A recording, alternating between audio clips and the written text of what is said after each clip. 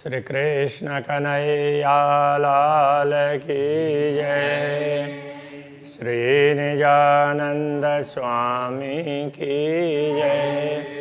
श्री प्राणनाथ प्यारे की जय। खोला देखो एका इसको तो कई सुख अरस पारा सो सुख लेसी कर बेवरा जो होशी निस्बती होशियारा जो होशी निस्बती होशियार। श्री कृष्ण कन्हैया लाल की जय। पूर्ण ब्रह्म परमात्मा श्री राज्य के हृदय के प्रेम की बात चल रही है। कहते हैं दिल के सुख केते कहूँ जो हक दिल दरिया पूर्ण। पूर्ण ब्रह्म परमात्मा के हृदय के सुख की बात क्या करें। उनका हृदय है ना, तो वो प्रेम से भरा हुआ है, ऐसा हृदय है। सब अंग तावे दिल के, तो इससे ऐसा लगता है कि सारे अंग इस दिल के अधीन हैं। होशियार समय हिसाब इनका हिसाब तो परम धाम में होगा, दुनिया में नहीं हो सकेगा। इनकी गिनती तो ये कितना है क्या है ना, ये परम धाम में गिनती हो सकती है, दुनिया में पता ही नहीं चलता है। तो इन जुआ क्यों हो गई कहा दे सागर सुख। इसलिए इस दुनिया में पूर्ण ब्रह्म परमात्मा के हृदय के ये सुख के सागर, इस हृदय का वर्णन नहीं हो पाता है। ये बारीक सुख विचार सके, ये सूक्ष्म सुख हैं, ये तो परम धाम के ही हैं। होशी मूल मेले के मुख। मूल मेले के मुख कहने का तात्पर्य परम धाम में जागृत होने के पश्चात ही इसको समझ पाएंगे, पूरा रूप उस समय ख्याल आएगा। तो ये परम धाम में जागृत होने पर पता चलेगा। अभी तो बस है, ये मान लो ऐसे हैं वो, हम कुछ भी नहीं बोल पाएंगे। तो जागृत होकर के देखोगे तो पता चलेगा। अभी जितना भी बोलोगे तो ये पता नहीं चलेगा, जागृत होकर के देखने पर ही पता चलेगा। जो आ रहा था ऊपर काले वही सो सुख जाने एक का श्रवण। जो बाहर से अर्थ लेंगे ना, बाह्य अर्थ, तो उससे ये पता चलता है कि सो सुख जाने एक का श्रवण। अक्षराते दामदनी का श्रवण इंद्रिय वही इस सुख को समझ सकता है, ऐसा लगता है। एक एक के कई अनेक, एक एक के अनेक सुख हैं। सो कई गुण मगज लेवे मोमिन। तो ऐसे अनेक गुण हैं, एक एक गुण, एक एक इंद्रियों के बिना वो उसमें भी अपार सुख है। तो उन गुणों को ब्रह्मात्मा ग्रहण कर सकती है। उनके ब्रह्मात्मा ही अपने दिमाग में समझ सकती है, ऐसा कहना पड़ेगा। मगज लेवे का तात्पर्य वो समझ सकती है। कई अंग तावे कान के, कितने अंग कान के अधीन हैं। कान अंग सिरदार, तो लगता है कि कान के तरफ देखते हैं, कर्ण इंद्रिय के तरफ, लगता है यही सबसे श्रेष्ठ है। हृदय की तरफ देखेंगे तो वही सबसे श्रेष्ठ लगता है। तो कहने का तात्पर्य परमधाम के कोई भी अंग है, राज्य के कोई भी अंग है, वो श्रेष्ठ ही है। परमधाम की कोई भी सामग्री दुनिया के हिसाब से तो सबसे अधिक श्रेष्ठ है। कोई हो शिरुआर सकी सो जाने की जाननहार। कोई परमधाम की आत्मा होगी तो वही जानने योग्य होगी, इसलिए वो समझ पाएगी, इस बात को वही समझ सकेगी। इल्म भी तावे कानों के, वैसे तो ज्ञान भी कानों के अधीन है, श्रवण उसके कर्ण के अधीन है। जो इल्म कया वेशक, तो ये ज्ञान जिसको संदेह मिटाने वाला ज्ञान, तारतम ज्ञान कहा है, वो भी श्रवण के अधीन है। सुनेंगे तो ही पता चलेगा ना। ए झूठी जीमिए सहरग से नजीक, इन इल्म पाइए इतः का, इस झूठी जीवी में भी पूर्ण ब्रह्म परमात्मा को हृदय के मूल धमनी से निकट, इतना निकट हृदय और उसके मूल धमनी, तो उसमें कितने उसमें निकटता है, तो निकट है, तो उससे भी निकट परमात्मा को प्राप्त कर सकते हैं इस दुनिया में भी। तो इसी इल्म से, इन इल्म पाइए इतः का, इसी ज्ञान से यहाँ पर ऐसा अनुभव हो सकता है। तो इसीलिए वेदांत वगैरह में भी ना श्रवण इंद्रिय को महत्व कहा, श्रवण के इंद्रिय को एक्टिव रखो, बाकी कोई तरफ में ध्यान मत दो। तो श्रवण आदि व्यतिरिक्त विषय भी हो निवर्तनम ऐसे बोलेंगे, श्रवण आदि से अतिरिक्त विषयों से उसको मन को हटा देना चाहिए, केवल सुनने में लगाना चाहिए। कई गुण है कानन के, कान के गुण कई हैं। जाके तावे दिल का सम्मा, उनके अधीन, दिल भी तो उनके अधीन है। वो सुनते हैं तो अक्षराते धामधनी, तो ब्रह्मात्माओं की बातों को अपने दिल में लेते हैं और फिर उनको पूर्ण कर देते हैं। ये तो वर्णन करने का एक तरीका है। क्यों सिफत कहो इन दिल की, अब इस दिल की महिमा की क्या बात करें। जिन दिल तावे हुकुम, जिस दिल के अधीन हुकुम है उनका आदेश, तो आदेश दिल के अधीन है और दिल श्रवण के अधीन है, ऐसा कहना चाह रहे हैं। ये एक श्रवण के महत्व को बताने के लिए है। दुनिया के हिसाब से देखें तो दिल ही महत्वपूर्ण होता है, और परम धाम में तो किसी को छोटा तो बोल ही नहीं सकते, कोई छोटा होता ही नहीं है। हुकुम इल्म तावे, कान के हुकुम और इल्म दोनों ही कान के तावे हैं। मेहर दिल तावे, इसके मेहर कृपा और हृदय ये प्रेम के अधीन है। क्यों कहो इनसे आगे वचन, उससे आगे की बात तो क्या बताएं। कानों तावे भय सागर, ये सभी श्रवण के अधीन हैं। सुनते हैं तो हमारी बात सुनेंगे, अक्षराते धामधनी, तो हमें कुछ भी उत्तर देंगे, हमारे लिए कुछ करेंगे ना। तो वो कानों से नहीं सुनेंगे तो कैसे होगा। वैसे तो अक्षराते धामधनी तो दिल से भी सुनेंगे। परम धाम में तो क्या है, एक ही इंद्रिय है, उससे सब इंद्रियों का काम होता है। तो एक इंद्रिय में भी इतनी क्षमता होती है, इसलिए ये तो वर्णन के हिसाब से बता रहे हैं। तो ये सभी उसके, ये पूरा सागर ये श्रवण इंद्रिय के अंतर्गत आ गया। निकट न सके आशी कहा कि एक अंग से, इस प्रकार से ये बताया इसलिए कि किसी एक भी अंग का चिंतन करती है आत्मा, तो उससे वो बाहर निकल नहीं सकती। तीन अंग ताबे कई सागर, अरस रुएं पड़ी इनमें, उस एक ही अंग के अंतर्गत, उसके अधीन अनेक सागर हैं। सारे गुण उसी के अंदर आ जाते हैं, फिर उसमें से बाहर निकलने का तो कोई प्रश्न ही नहीं उठता है ना। इसीलिए वो एक में ही लगी रहती है। फिर राज्य चाहेंगे तो दूसरे में भेजेंगे, इस तरह से समझाया। जो सागर कहे तावे कान के, जितने सागर कान के अधीन हैं। तीन सागरों तावे कई सागर, उन सागरों के अधीन और कितने सागर हैं। एक सागर के अधीन अनेक सागर है, उनके अधीन अनेक सागर है। इस तरह से एक ही इंद्रिय हो, एक ही अंग हो, उसी के अंदर सहारा ही सुख मिल जाता है। तो फिर ब्रह्मात्मा को उससे से तृप्ति हो जाती है न, तो दूसरे तरफ कहाँ दृष्टि जाएगी। तो जाती ही नहीं है, उनके हिसाब से तो नहीं जाती। किंतु अब राज्य को तो उनको सारे अंगों का अनुभव करवाना है ना, इसलिए वो उसके बाद में एक के बाद दूसरे का दर्शन करवाएंगे, दूसरे के बाद तीसरा के करवाएंगे। ये राज्य के ऊपर है। जो गुण देखो हाका एक अंग, याते रुव निकसे क्यों करा। इसलिए अक्षरातीत धामधनी की एक ही अंग के गुण देखने लग जाती है, तो आत्मा उसमें से निकल करके दूसरे अंग पर, अंग तक पहुंच नहीं पाती है। जो गुण मैं कहती हूँ, हाका अंग गुण अपार, हमने तो एक गुण की बात कही है। श्री राज्य के अंगों में तो ऐसे अनंत गुण हैं, उनका कोई पारावारी नहीं है।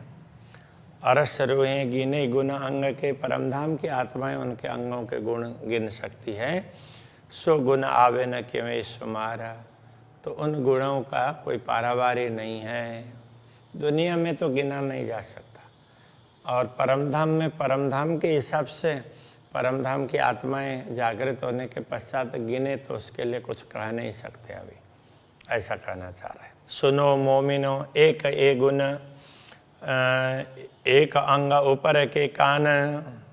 सुनो मोमिनो एक गुण ए गुण, हे आत्म ब्रह्मात्मा, इस एक गुण की बात आपको बताई नहीं यहाँ पर। वो एक उसको एक अंग ऊपर के काना, ऊपर से बताने के लिए आपको बाह्य एक श्रवण इंद्रिय की बात कही है, इसके गुण की बात कही है।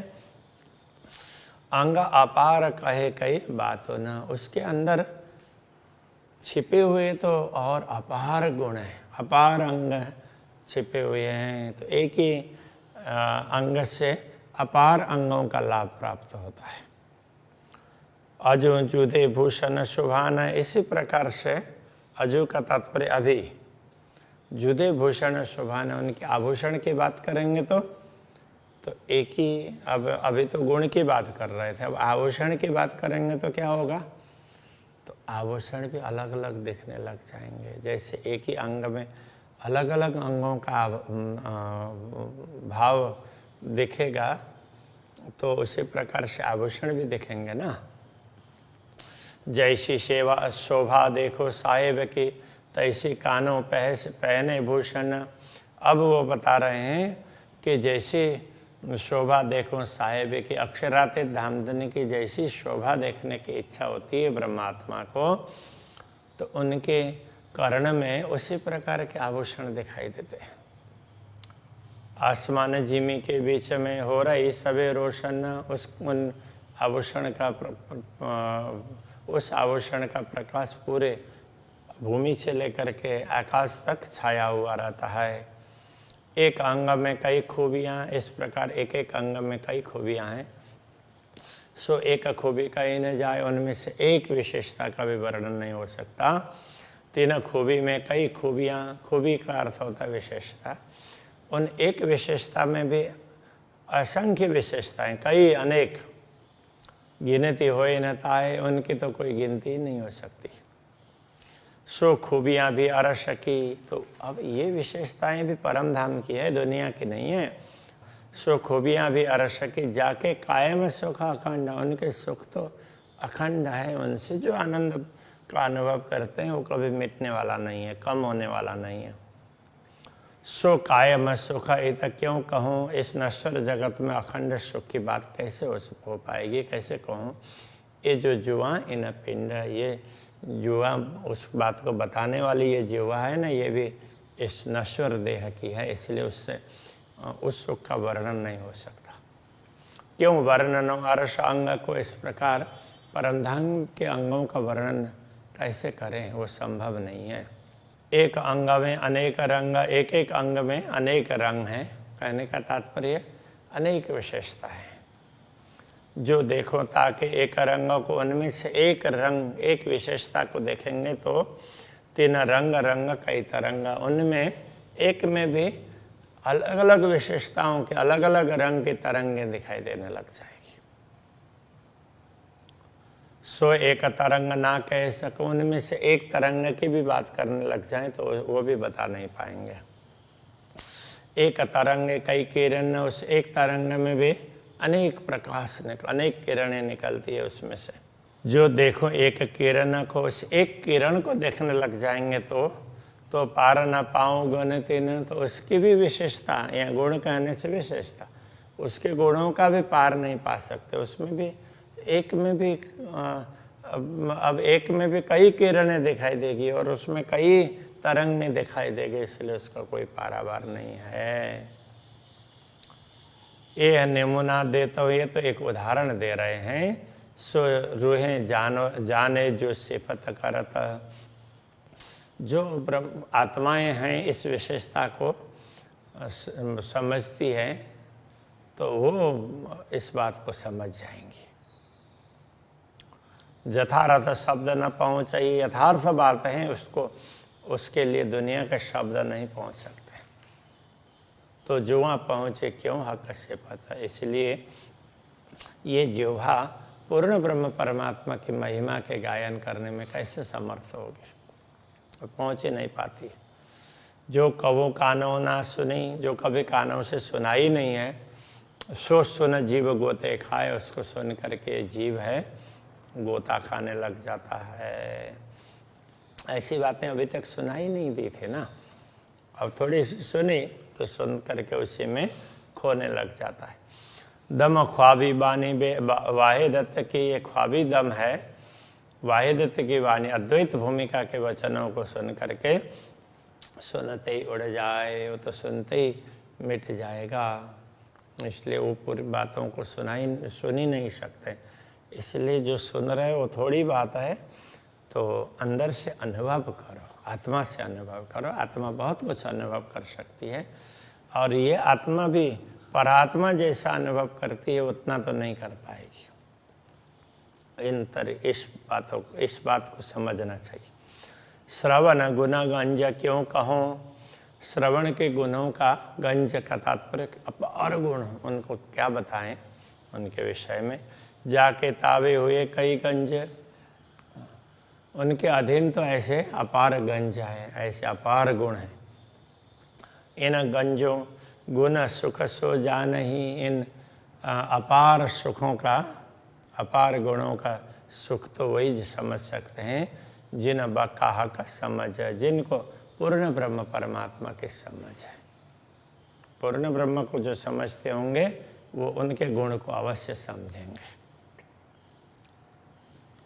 गुण एक अंग कहो न जावही, इसलिए उनके एक अंग के गुणों का भी वर्णन नहीं हो सकता है। जो देखो दिलधारा, यदि इसको आप हृदय पूर्वक विचार करेंगे तो पता चलेगा।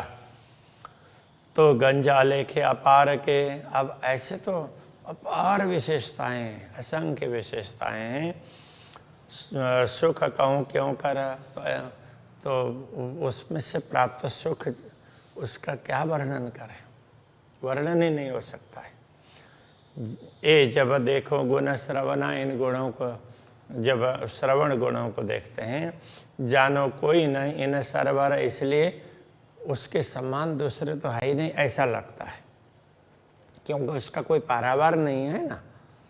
इसलिए तो हम तो उतने तक ही समझते हैं, उस समय दूसरे का ख्याल ही नहीं आता है। सहुर करो एक गुण सुख, एक गुण के सुख पर जरा विचार करो, उसको समझ लो, तो जाए निकस उम्र, तो पूरी उम्र बीत जाएगी उसको समझने जाएंगे, तो फिर तब भी पूरा नहीं होगा। ताथे सुख और अंगों के, इसलिए और अंगों का सुख सो भी लिए दिल चाहे, लगता है कि दिल को उस और भी तो सुख मिलना चाहिए, इसलिए इतना ही वर्णन करते हैं। ये तो एक वर्णन की शैली है। देखो पूरी उम्र बीत जाएगी तो भी बता नहीं पाएंगे, तो इसलिए अब इतना ही बताते हैं। अब और सुख के तरफ जाते हैं। ना तो श्रवण तावे कई गंज हुई, अन्यथा मात्र एक श्रवण इंद्रिय के अधीन भी ऐसे अपार सुख हैं। ताको एक गुण दिल न समाए, उनका एक गुण भी हृदय में समा नहीं पाता है। ए सुख बिना हिसाब के न जाने मोमिन दिला रस, तो ये सुख हैं हिसाब बिना के असंख्य हैं, और जो जिनका हृदय परमधाम है ऐसी ब्रह्मात्माएं समझ सकती हैं। ए रस जिन रूहों पिया सोई जाने रस अरस परस, तो जिन आत्माओं ने इस रस का आस्वादन किया है वही एक दूसरे को इसका गुण भी बताती है और उससे समझ भी पाती है। जो देखो सारी कुदरत सो भी इन श्रवण की बरकत, अब पूरा सामर्थ्य को देखें तो ये सारी सृष्टि है, ये सारी सृष्टि ये भी इन श्रवणों की विशेषता है। श्रवण इंद्रिय से ही ये सृष्टि हुई है, मतलब पूरी सृष्टि का मूल कारण इतना ही है। जो विचार करो इन तरफ को तो देखो सब में यही सिफत, तो इस पर विचार करोगे तो लगेगा सब में इसी प्रकार की विशेषता है, सब गुणों में। इस पर विचार करेंगे तो पता चलेगा। जो सौर कीजिए आका सिफत है, अक्षरातीत आमदनी की महिमा पर विचार करेंगे तो ये तो हक वका श्रवण, ये तो मात्र श्री राज्य के श्रवण इंद्रिय की विशेषता बताई है। ये सुख क्यों आवे सुमार में, उसका भी कोई पारावार नहीं है। कछो लिया दिल अरस मोमिन, तो ब्रह्मात्माओं ने अपने दिल में उसका थोड़ा सा अंश धारण किया है, उसका पारावार ही नहीं है। जेता सहूर जो कीजिए, जितना सहूर करते रहेंगे समझते जाएंगे, सब सिफतें सिफत बढ़ता, एक के बाद दूसरे वो गुण की महिमा बढ़ती जाती है, बढ़ती जाएगी। जो कभी आई बोए इश्क, उसमें से थोड़ी सी भी सुगंध प्राप्त होगी तो जो मुख न हरफ कड़ता, तो फिर इस मुंह से कोई शब्द बोले नहीं जाएंगे बस। तो प्रेम में रसमगन भई सो क्या गावे, ऐसा हो जाएगा। कहूँ हुक्म महामत मोमिनो, महामती कहते हैं हे ब्रह्म आत्माओं, श्री राज्य के आदेश से ही कह रहे हैं। क्यों कहे जाए गुण कानन, कान श्रवण इंद्रिय के गुण बताए जा सके ऐसे नहीं है। जाके तावे कई गंज सागर, उसके अधीन तो अनेकों सागर भरे पड़े हैं। इस सुख सह सके हर सके ताना, उस सुख को तो परमधाम की परात्मा ही उन सुखों को समझ सकती है, ग्रहण धारण कर सकती है, बाकी तो उनको धारण नहीं कर पाएंगे। तो इस तरह से वो विशेषता है, उसको समझना चाहिए। ये समझ बताइए। श्री कृष्ण कन्हैया लाल की जय।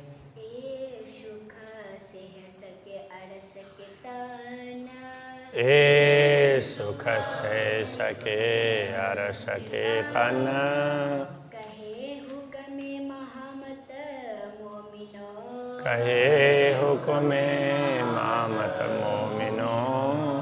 क्यों कहे जाए गुण कानन, क्यों कहे जाए गुण कानन।